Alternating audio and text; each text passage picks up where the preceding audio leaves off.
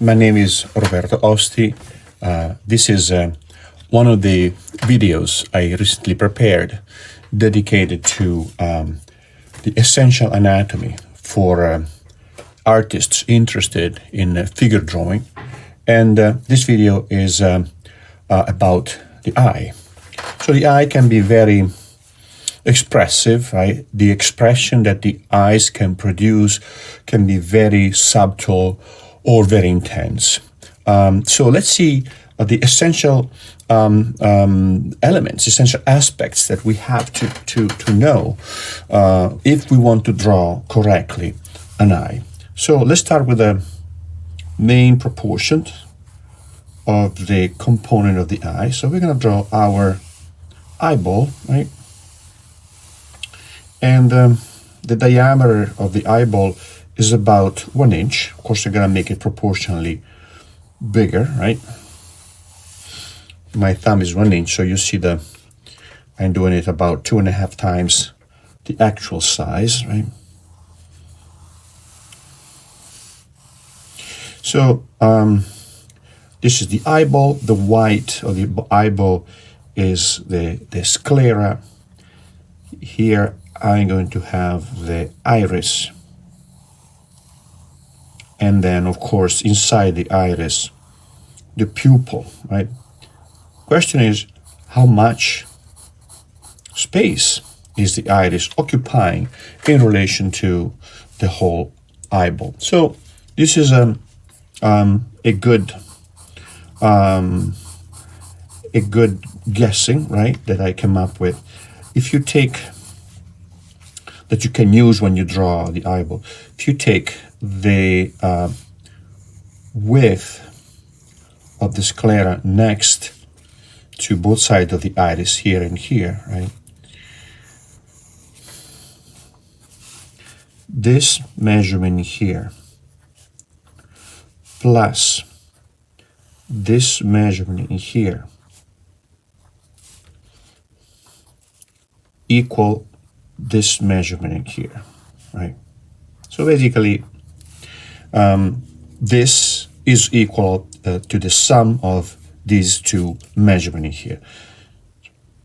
1, 2, 3, 4. That's pretty much the ratio of diameter of the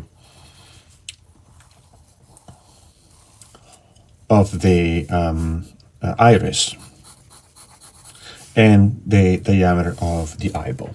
So the next thing we want to look is the eyelids, right? The eyelids are often drawn very symmetrically, and the eyelids are not going to be symmetrical. So I have a quick diagram that can kind of show you very quickly the typical geometries of the eyelid, right? We could draw the eyelid with the upper eyelid with a short line and a long line. The lower eyelid is going to be a long line and a short line. The iris is going to be here, and eventually when I draw the eye more regularly, I'm going to smooth the corners and see, etc. But overall, we want to have this asymmetric aspect of the eyelids, where in the upper eyelid, I'm going to have this segment from the corner of the eye here to the peak, right, of the eyelid, which is shorter than this segment in here, which is longer. And as I move to the lower eyelid, it's the opposite. This segment is going to be longer, and this segment is going to be shorter.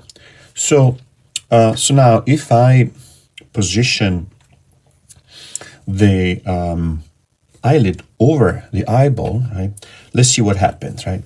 So I can start with this very geometric, very basic pattern, right?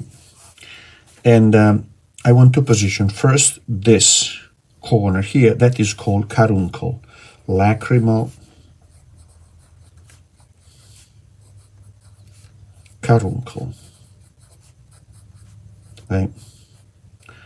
So the nose is on this side in here. This is the side of the eye next to the nose. So the lacrimal caruncle, I want to see where it is positioned in relation to the iris. So I look at the corner of the eye here, which is going to be a little bit outside more or less the volume of the eyeball, right? I block in this little form, and from here I come up with the short segment of the eyelid here. And for the upper eyelid, you want to be a little bit tangent or just above, just covering a little bit, actually covering a little bit the iris, right? And you go down past the margin of the eyeball in here. So I have now short and long, and I'm going to do the opposite for the lower eyelid, where I'm going to have now long and then short, right? Like that. So I want to see how in my subject this corner lines up with that corner, the other corner. Sometimes these are on the same level, sometimes one is high, one is lower.